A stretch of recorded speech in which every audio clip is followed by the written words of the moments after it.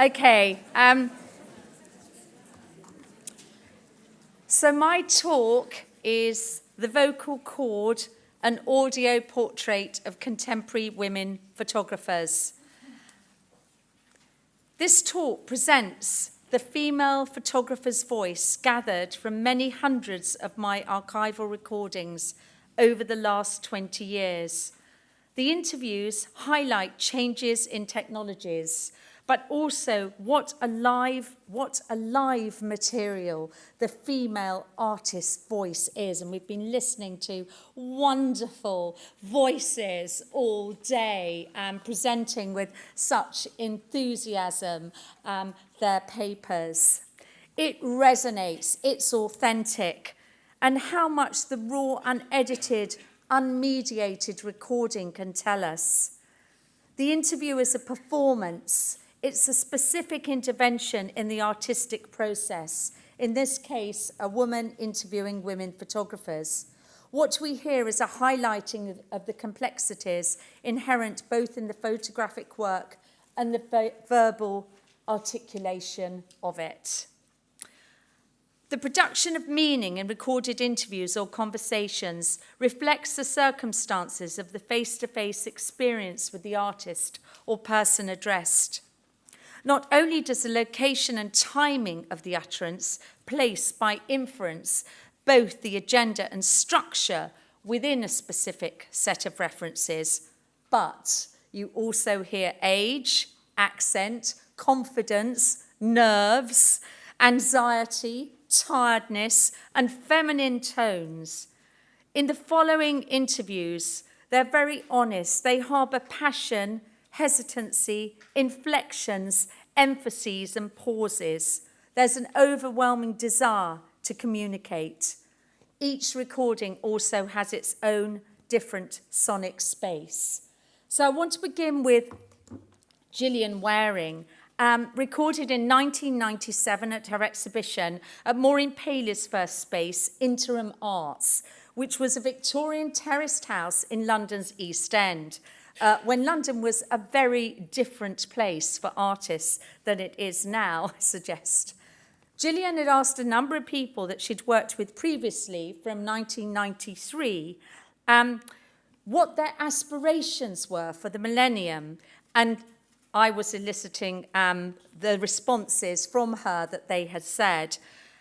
So the conversation joins where she's talking, and I quote, about a transvestite, a prostitute, and an escort girl who were invited to assemble alongside the artist in the garden and asked to wear T-shirts purchased by the artist and perform in a video. But then, well, we're here. What happened next? It was the shot that I took because I was taking a video at the time, and the photograph is of Lynn with a hose pipe hosing a woman they've both got T-shirts on which have got slogans on, and it's in a sort of suburban type garden, and it's to a certain extent it looks quite like, say maybe like soft porn, maybe, I don't know. It was actually for a wet T-shirts video I made, and which I never showed because I thought it was quite puerile, but the photographs came out more interesting than the video. And Lynn actually is another transsexual that I've worked with who's actually much more successful physically than maybe Helen, but has also recently sort of suffered because of the drugs that she's taken. She's having a lot of problems with the side effects.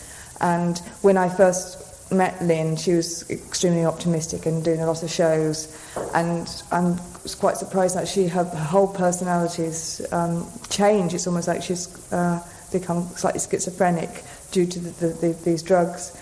And I was quite surprised because I've been trying to keep in contact with her because we've been to fairgrounds and done things together, that she actually wrote about her not even thinking that she would make it to the millennium, and that it's actually her life has become quite depressing. This just doesn't actually, you can't actually work that out from the photograph. It's actually something, the photograph is a lot younger than the note that she wrote. So there's that sort of juxtaposition of, there is sort of a time lapse between when I took the photograph and what she's saying, and I don't think she could do a piece like this now. I don't think she could be involved in one of my videos because she finds it very hard to get out of bed. Okay, the next recording is very different in different circumstances. It's with Steffi Klenz, an East German artist, and it was made for a book, so it had a different agenda. In it, she's discussing A-scape, and the conversation took place in 2008. And it's discussing where Steffi was using an A to Z, remember those, to navigate London, find the edges of the city in the tradition of the 19th century explorer of the American sublime landscape, a predominantly male-dominated arena. Oh, gosh, sorry. Okay. I think generally I always find myself at conceptually but also actually geographically at spaces of the edge, always have done, and I think that is kind of a theme that always runs through the work. So and I'm not interested ever in spaces that are, in brackets I should say, classified, or that you have a very specific understanding. So I'm never interested in a specific geographic location, but much more what that specific urban fabric, so to speak, how it can exist beyond those kinds of local boundaries. But I think Escape was a defining moment for me in a sense that I understood that, and obviously it's the most, I would say, obvious work on the edge, is that I have a kind of frustration with photography a lot of the times, that I think a lot of my work is born out of frustration or not knowing or wanting to do something else or finding it constraining the kind of the photographic. So when I did Escape, I moved to London, I lived in London, and I just felt like the city to me became predictable. And I actually didn't know how to make a photograph about the urban fabric anymore. But I do remember stories when I was little about the kind of beach and how you couldn't enter the beach because you had these huge towers and police and guards because people tried to escape to Denmark from where I live because it's the Baltic Sea and it's actually 2 hours. So those things I do vividly remember, and my father was a bit a rebel and you could only stay until 10 o'clock and we would stay until 11. So I was quite conscious of this thing. And I do remember scenes when we took the ferry to Denmark with my mother and she cried and I thought, what's her problem? But I do understand now why. So I do think somehow, somewhere, I understood, because also I was brought up by my parents a little bit. I was very aware of West Germany. I was very aware of the land behind that border. But so deep down I do think it must have had something to do with this search for also placement, I suppose. The next interview is with Helen Sear from 2011, and this is a shot of work by Helen Sear, and what struck us when we were discussing actually the interview again was, well, listen and see.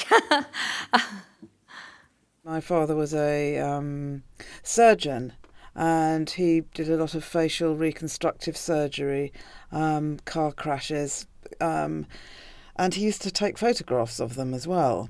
So there were these before and after shots. He had a little dark room down in the cellar of the house as well.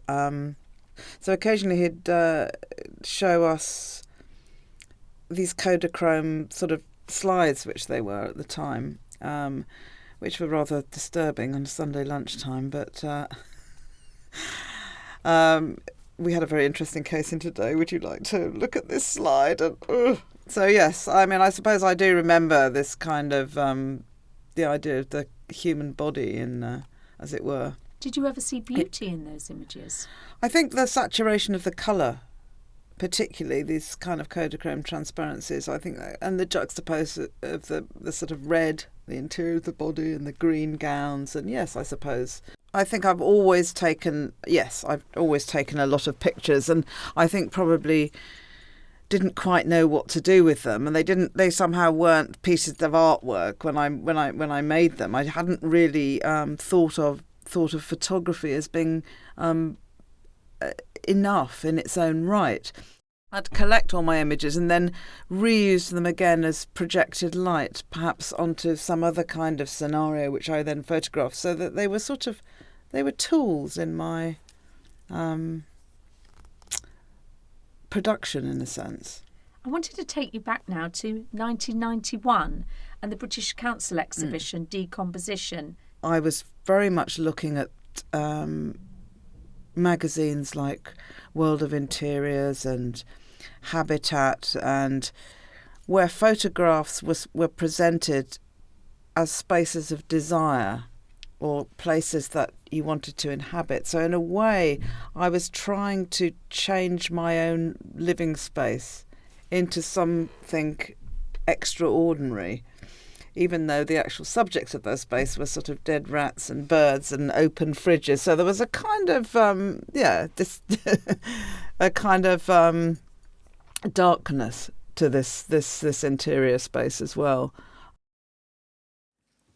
The next artist is Catherine Yass, and I interviewed her last year, where she was talking very specifically about a series of works she'd made in 2011 for the Royal Sovereign Lighthouse, and described also prior, because these are clips from much longer interviews with me, where she was describing how difficult it was to take her photographs in a little boat that was kind of bobbing up and down around the light ship. But here she, I think, describes very eloquently her process.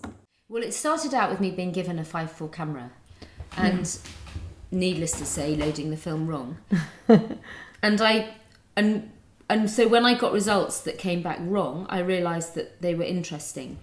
So then I put through lots of different types of film to see what would be interesting. So I got yellow or turquoise or red and that kind of thing. And I was interested at that time in the negativity and the underside of photography and sort of undoing its sort of apparent veracity. And yet I didn't want to just sort of be negative and say, and make a kind of dogmatic statement about it, because I also recognise there's something very seductive about photography. So to me, this blue negative combined with the positive seemed to set up a kind of both an ambiguity about the image and also to acknowledge that kind of seduction. And often the two images don't quite register if there's been a little movement in between, so that's a little kind of giveaway. And there's a kind of a white halo where the blue negative is always slightly smaller than the positive. The negative process is done at a different temperature and it slightly shrinks the film. And that's what I found out. Also, if you put it in a box, the viewer can't just accept it unquestioningly as being a sort of window onto the world, because actually it's a protrusion into the gallery space and it becomes an object as well. So you as a viewer have to negotiate it in the space and negotiate your relationship to it, and immediately that becomes a question rather than something you can take for granted. The next work, which is going to be discussed, is Tina Barney in 2005. And what fascinated me about this discussion was her relationship with the families from her series, The Europeans, and the way she physically makes work. But also, I was quite fascinated by the way she talked about how the internet had changed the way that she made work. Well, I'd sort of gotten a little bit tired of what I had been doing in the United States. I'd been photographing for 20 years there, and it just wasn't interesting to me anymore. And two friends suggested that I apply to the American Academy in Rome as a visiting artist. And I kind of didn't pay very much attention to them in the beginning, and then I thought, oh, I'm going to try it. And everything worked out. I got accepted. I went there only having two friends that I knew and not having one single idea in mind what I was going to photograph, not a plan in mind. And as it began, I got one name from a friend and went on the first shoot, arrived, and the setting and the people were far beyond anything I had ever imagined or dreamed. And the whole sort of project just went on from there. One person would say, well, you have to photograph my sister. And then the next person would say, well, you know, my cousin is married to an Austrian. And that's how the next countries developed, that one relative would have another relative in another country. And before I knew it, 8 years went by, and I photographed 6 families. It was actually in the middle, or after the second sort of country, that I realized, oh, I have to do the whole thing. I have to sort of do more than one country, and sort of learned how to plan the trips a little bit better each time I went. And then in the midst of all that was the invention of email, because in 1996 that just hadn't come into being yet. I was just learning how to use a fax in 1996. And that really changed communication and made it so much more easy for me to arrange these trips ahead. Each situation is so different from the next. And what interests me so much is that I will never know, the people in my pictures will never know, and the viewer will never know how much is my control, how much is the subject's control, and so how much is just a sort of accident or phenomena. She had a very strong personality. I luckily have the self-confidence to not say to myself, okay, this woman's in fashion, she's very well known in fashion, she's going to control what she's going to wear. She wanted to wear a certain dress. I didn't want her to wear it. And I thought, God damn it, I have spent 1 year planning this trip. I have spent a fortune. I'm goddamn tired. I've come all the way to France. I better well not let this woman control me, because I'll be so disappointed when I see the result, because I knew the color dress she should be wearing for that setting. So I said to myself, I'm going to make that decision. So number one, I made a decision on the dress, which is major to that picture. The graphics of the black. I hated the fact that it was Pucci, not only because I love Pucci, but so many of the women wanted to wear Pucci that it was becoming ridiculous. My next interview is rather different. It's with Helen Van in 2008 during an exhibition called Puberty at the Hagar Museum. And why I find this rather fascinating is the way that Helen talks. It's a very different voice, and she's really talking about what it means to photograph adolescence. I think I started it with pubers also because when I started to make photos, I was a puber myself. So I think I stick with it because it's the young children or young people, they are still so open and therefore so flexible. And because of this flexible, you can do so much with them. And I think when I started my work, I always like to dress them up differently in clothings that are sometimes from my grandma's closet and stuff like that. So if you do that with a younger girl or boy that was sometimes even 5 years younger than I was, it is more easier. If I would have started with people that were much older than I am, so like in their 40s when I was 18, 19 when I made my work, then it would have been maybe more odd. It happens so often that when I ask a girl that she looks plain or not special at all, but as soon as I start to mingle with her, she is special. Some have this Mona Lisa features around them or this Ophelia theme, everything they have inside.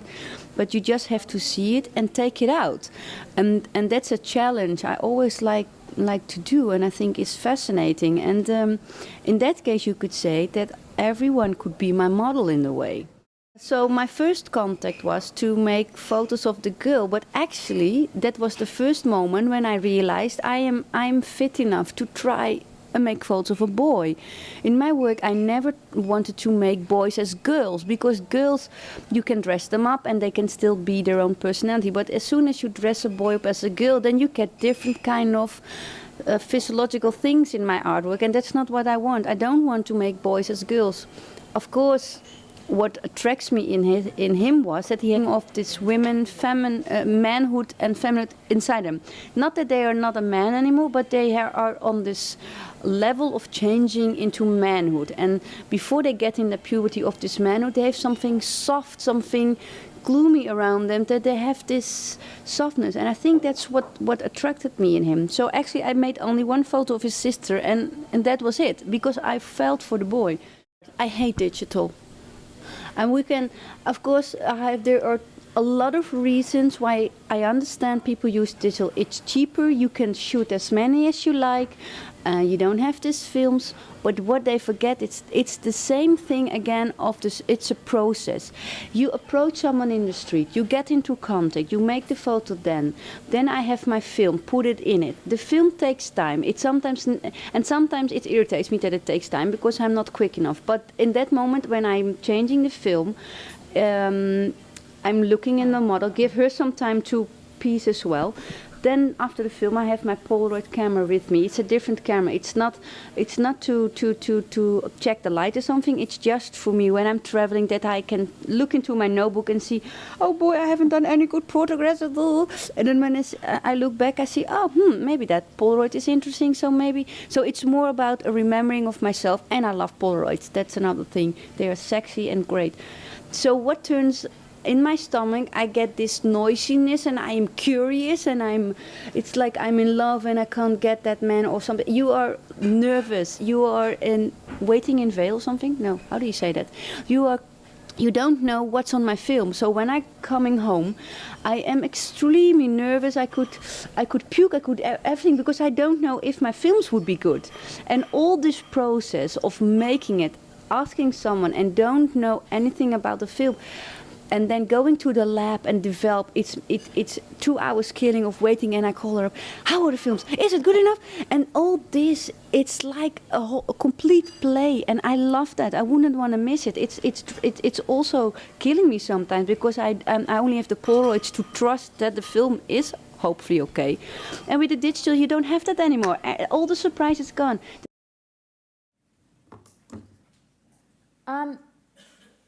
We've been talking today, obviously, about women photographers, and I wanted to just think about the different voices. I'm going to end with Sue Williamson's voice in a moment, but I actually wanted to think a little bit about the issues of the archive.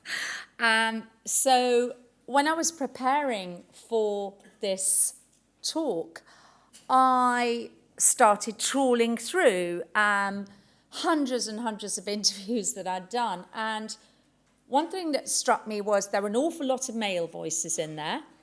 And one of the reasons for that being that the circumstances of the interview often revolved around shows and exhibitions. So that was one reason. And another reason was simply exposure. Many reasons, which I think actually are really interesting. Perhaps I've been alerted to the show by some galleries have excellent kind of networks and excellent PR companies. So all these things all come into play and what actually gets recorded. And I think that is a really interesting debate to have about women photographers. But also I was utterly engaged by re-listening to these voices, re-listening to artists talking about their practice and this fantastic honesty and laughter and giggling. Just to retrack for a moment, I forgot to say when I was interviewing Jean Wainwright, when we finished the interview, and bearing in mind this is the beginning of January 1997, she said, oh, should we go to the Working Man's Cafe down the road? I don't know whether anybody remembers where the original Interim Arts was. So we went to this Working Man's Cafe and we're talking about her images. And this guy came up to the two of us and said, hello, girls, what are you doing later? I was kind of, okay, that's strange, but I guess the subject matter was interesting. So this kind of relationship of revisiting memories, revisiting how people articulate their work. But I want to end on Sue Williamson because she's talking about a rather wonderful woman, Rika Hodgson, who was a freedom fighter in South Africa, who was incarcerated, exiled, locked up, but continued working, continued really having dialogues. Anyway, you'll hear her voice now. Can you tell me a little bit about the background of the portrait of Rika, please? Yes, this is a this is a photograph that I took as part of a series of images of women called All Our Mothers, the mothers of the nation that is. And this was a close-up. The rest of the series are all sort of full-length portraits, but this was just a close-up that I took of Rika at a moment in which she sort of closed her eyes and turned her head slightly. And it's such a vulnerable portrait, this close-up. And her story is that she and her husband Jack Hodgson were members of the Communist Party in South Africa and opposing the apartheid government. And at a certain point, when it became clear that peaceful resistance was not going to move the apartheid government, they decided to start making bombs to blow up electric pylons, just as a disruptive action, nothing that would hurt people. And she used to make them on her kitchen table with grinding up the ingredients with an old brass mortar and pestle that her mother had given her. And yes, so she talks about this in her book, A Foot Soldier for Freedom. I wanted to ask, when you took the portrait, did you immediately realise what you had got, what you had found in that work? Well, I didn't immediately. It was one of a series, and it was only when I looked at the images later that I looked at it and I thought that one had a particular strength because of the vulnerability and the openness, really, that it shows. You know, it's not the face of somebody staring into the camera and smiling. You know, it's just that one of those in-between moments when it's really strikes to the heart of that person. Originally, it had some text underneath it with the image. Yes, I thought maybe putting the text underneath in the end was making the point a little bit too obvious. So I just tried to indicate that she did have this revolutionary background by titling the print Rika Hodgson, Foot Soldier for Freedom, which is the title of her autobiography. Okay, thank you very much.